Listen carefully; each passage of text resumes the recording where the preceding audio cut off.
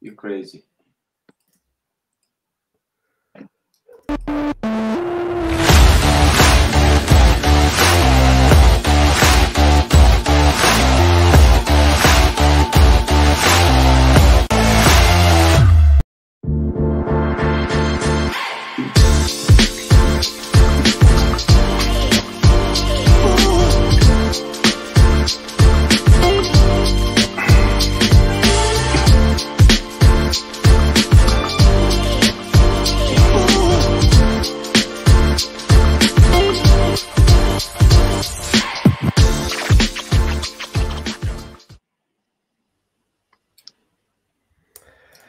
Oh, welcome in. Nuggets, Europe, live. So good. We done it after the Serbian show because we've been so excited to do this all night. My name is Michael. I can't believe I stayed up to 4:47 a.m. McQuaid. Joined tonight by Milan, Miroslav, Hey guys, Mislav, and also from the great state of Nebraska in the United States of America, Voya, who I didn't mention this last night, lads. Lads, look behind Voya. Is Voya a Nuggets fan? Because he's got a Boston Celtics shirt on the wall. What's going on, Voya? That's that old memorabilia from friends from home. Lads, I gotta respect that. I'm joking. I know Voya told me off camera last night, but Voya, I had to bring it up, man. It's all good. And you got a Jokic jersey there as well. Yeah, of course. We're gonna hit into this broadcast harder than Novak Djokovic can serve balls. Guys, is that funny? No, or is that like the other night? No, I'm taking the piss. Like it's supposed to be funny. Like no. Okay, I thought it was like borderline. If I've offended people, I'm sorry. Now, do you accept my apology, guys? Live on TV. It's just too soon. Yeah. It's funny. It's just too soon. No, because like Voya, we had a conversation about this last night. Yeah. I'm less sensitive here, I guess. Well, Mislav, if I've annoyed you, please accept my apologies. I will give you my apology in the form of this. What about last night? Like, I mean, let's just start. Milan, I know you're very vocal on the Serbian show, even though I can't speak Serbian. Obviously about MPJ. I heard you talking about him. I heard you talking about Jamal Murray. Lads, at one point last night, I thought we had this 2-1. What was it, like 97 to 90? 97-90, yes. 8-minute mark. Here we go. Like, wrap it up. Let's get out of here. Let's shock the world. Let's shut some people up, and then boom, it just doesn't happen. Milan, start with you, man. What do you think? Are you okay about it? Because I know there's still games left. Or are you really annoyed? Or what's your feeling around it? You know, there is a bad defeat, and there is kind of good defeat. This is some mix. It's bad because you had the win in your hands, and it's a good one. You see, you can compete with the Clippers. Nuggets believe they can win.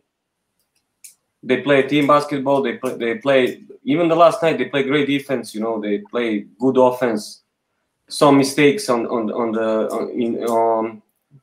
the end of the first half, also in the end of the fourth quarter, cost them the win. They have few great look open shots. They also miss. So there is one for grabs for sure. But I can't be mad. I can't be mad at the Nuggets for not winning it. There is Malone had this game in his palm. He literally flushed it. He need to play Jokic much more.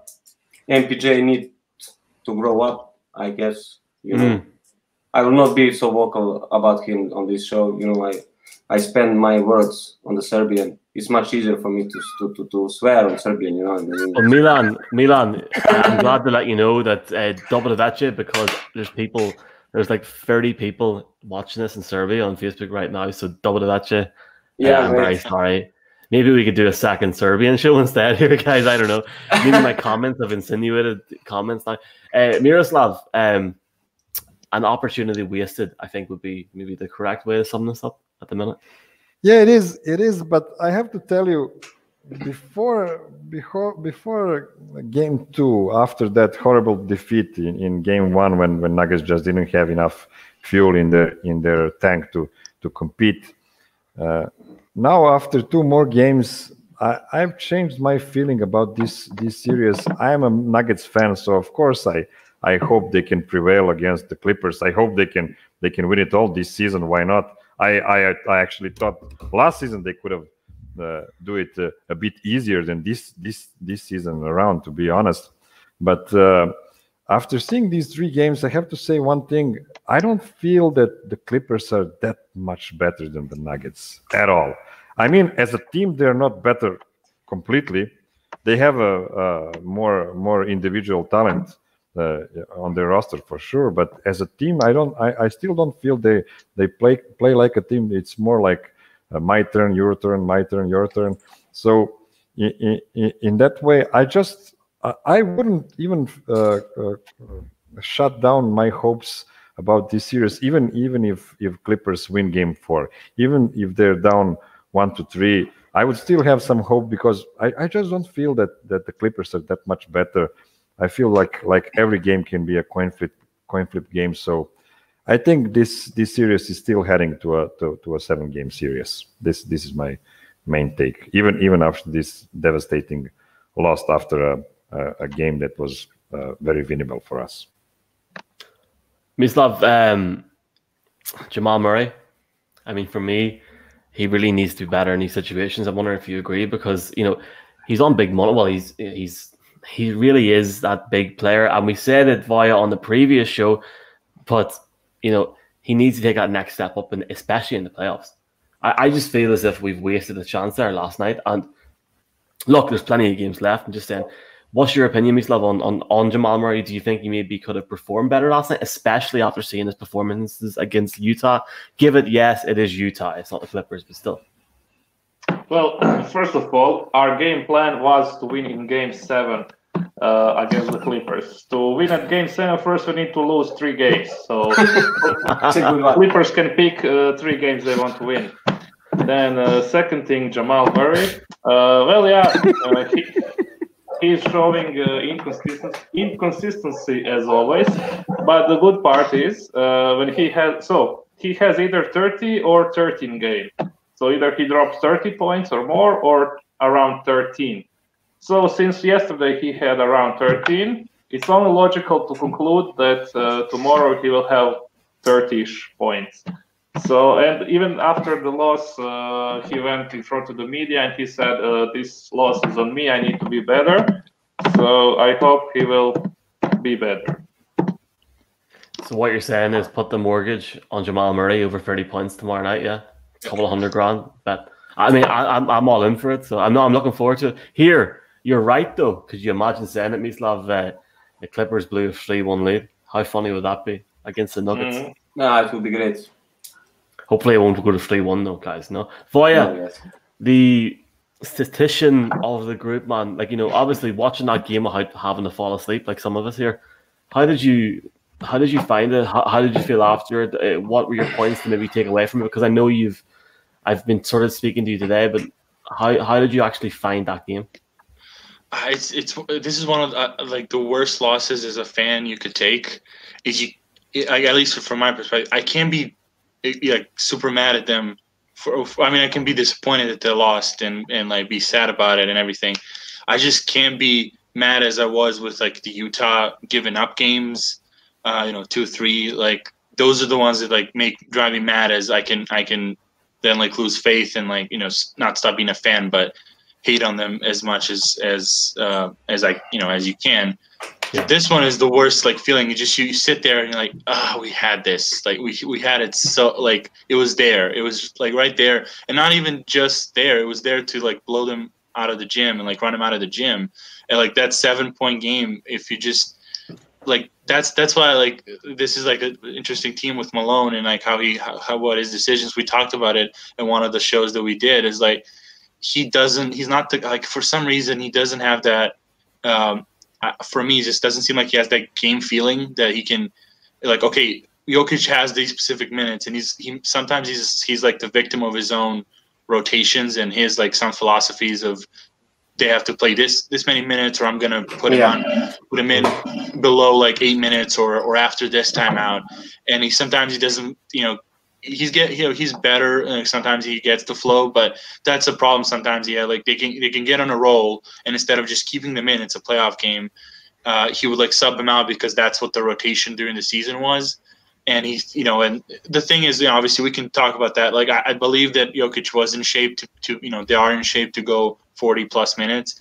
Again, we don't know behind the scenes, like if there was some, situation with them, like they want to keep them at certain minutes, but it just seemed that he doesn't have that flow, like fluidity in the game of like when I'm going to put these people in or when I'm going to pull someone out, like with MPJ having a huge dunk and then he has 2 mistakes in a row. Like it's not the problem of like how many minutes they play, just like when that minute is too much or too detrimental to the whole thing. So this is the worst thing. Is they had the open shots, they have the Clippers, they can run with them, and as a team, they're as Miroslav said, they're better. They're a more cohesive team.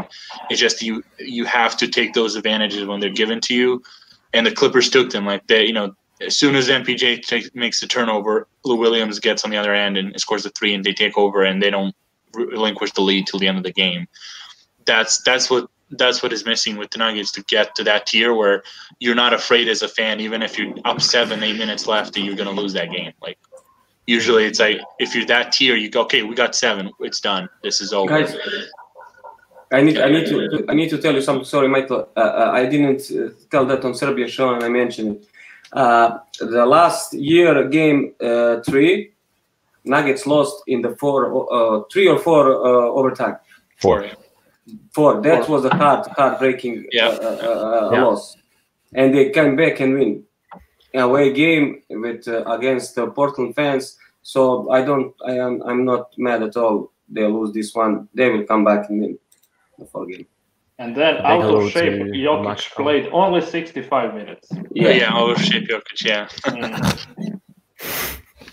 Lads, I'll say this. I was going to go to you, Milan, but I'll go to you next, Miroslav. Jeremy Grant. I mean, it's okay. Where do I start?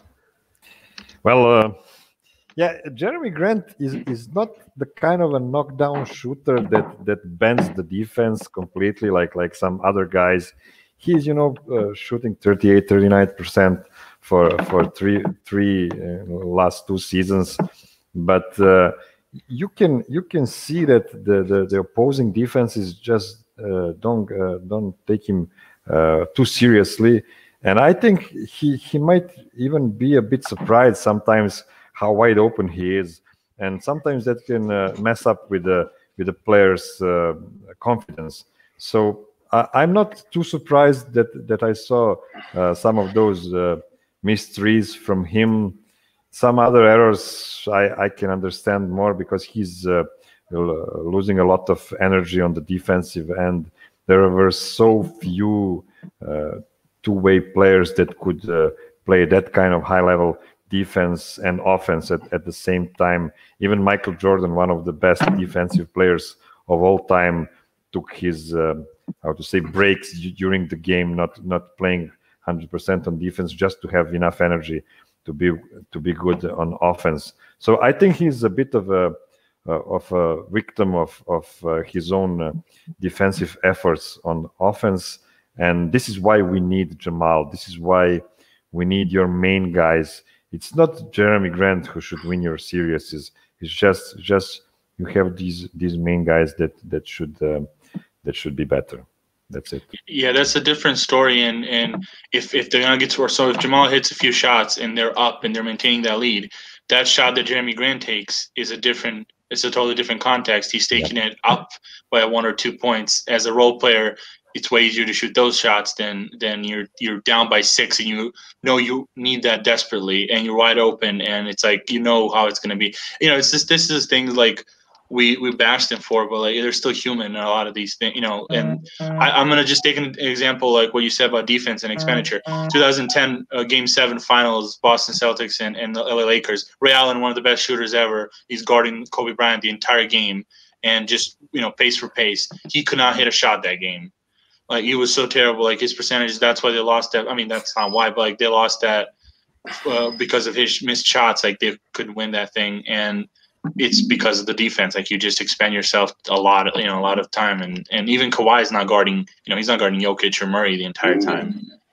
Like, it's a rotation thing. So I may or may not have been sent something from a member of this group in the last. I mean, can I show this, Mislav? Yeah? Do you think so? Yeah, I think so. Yeah. MPJ's nuts. The only thing brushing this man's teeth. Oh my god. I miss love, of course. We won the Twitter battle yesterday. Yes. Here, Twitter battle. look at the comment below. Amen, Miroslav. Look, this guy's becoming famous over the Atlantic. Here, let's start with you, Miss Love. Obviously, looking ahead to the next game, we've seen a situation where we get tanked, we win game 2, and we come close game 3. So, what do we have to do to win game 4? What do we have to do? Well, Jamal Murray needs to start hot because he's a streaky shooter, and if he starts getting shots in the first quarter, I think he will be on the roll for the whole game. And also, in the first game, we scored 44 points. No, on the second game, we scored 44 points in the first quarter. In the first quarter of game 1, we scored 31. And yesterday, we scored 32, something like that. So basically, if we win the first quarter by enough margin, we can keep up with the Clippers running after us throughout the whole game. So win a first quarter with 20 points, and that's a guaranteed win. I agree. I want to say as well, I think you need to keep the level of consistency up throughout the whole game, not just 1 or 2 quarters. I think the Nuggets last night at times did go down a bit. They need to keep that consistency up. If they can keep the consistency up, and obviously, that comment, scoring more points, of course, they need to score more points. But if you can get a decent bit of consistency between 2 or 3 players and get that next level of both point scoring and good defense, hopefully, please God, it will work. Milan, you excited for the next game? Yeah, I'm excited. They need to continue to play good defense as last 2 games. And I think Clippers will now do everything. I think they will go even letting Jamal Murray shooting just to keep Jokic score. Believe me, they will go at him triple team, 100%. I hope for more minutes of Monte Morris. He was brilliant in the minutes he played last night. I don't know why he didn't play more, especially after Jamal Murray struggled. So, same effort as the last 2 games, and I hope we will win. Sorry, I was just admiring this bottle of beer. Excellent. I saw that. I completely agree.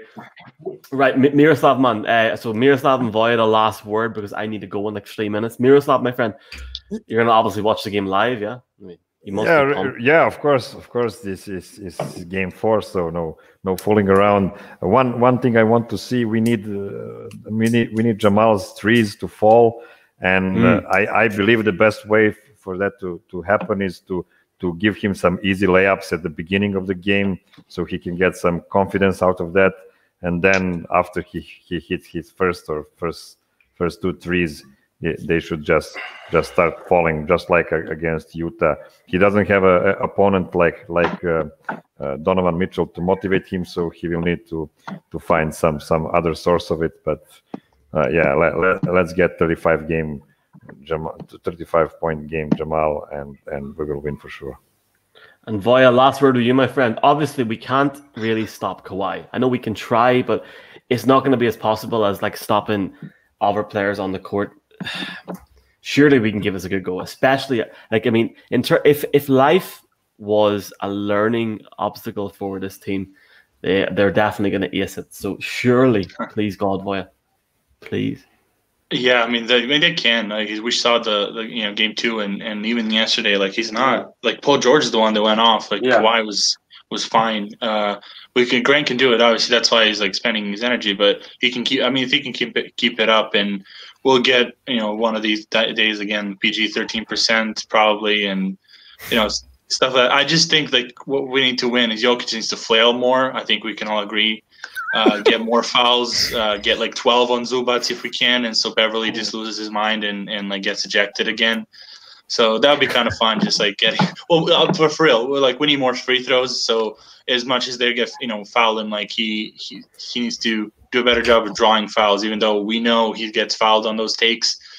I think it's funny just like saying more flopping, but it kind of needs to accentuate it more with when he gets in there to to bait him even more, to hit him actually on the arms, not just push him or something like that. So we need free throws. I don't know what's going to happen with the refs and everything now, especially when they put him on notice with those comments. But yeah, I know Jokic's not going to lose his sleep over it. It's just like it'll be fun to like even have more fouls called on him just to piss him off. That would be kind of funny watching on the sidelines with Beverly fuming like the cartoon, like foam, steam out of his ears and kicking chairs and everything. Like that's just we got to go petty too now. Yeah. Well, look, game 4, lads. Obviously 2-1 LAC at the minute. Game 4 is Thursday morning, 2 a.m. Or if you live on the other side of the British Isles, it's at 3 a.m. Or if you live in Russia, it's like 6 a.m. I don't know. What's the time difference in Russia? I don't care. Anyway, guys, Serbia 3 a.m., Ireland 2 a.m., etc. I'm already falling asleep at the thought of it because it's going to be hard to stay up. But I'm going to do it. I'm really excited because you got the NBA on Thursday, you got the NFL back on Friday. And if you're via in the States, the game's on at like 12 o'clock during the day, so it's really good. 8 p.m. 8 p.m. Anyway, gentlemen, I have to run, but I really appreciate you guys coming on. I hope us all being together brings some good luck. I will rub my balding head for luck tonight and hope that the Nuggets get a win. If we get a win, we're 2-2. And Mislav, you said it, man. Nuggets in 7. Of course, as always. Nuggets in 7, baby. Everybody have a good night. Guys, appreciate you guys. Ciao. Close it out. Ciao. Bye. Bye.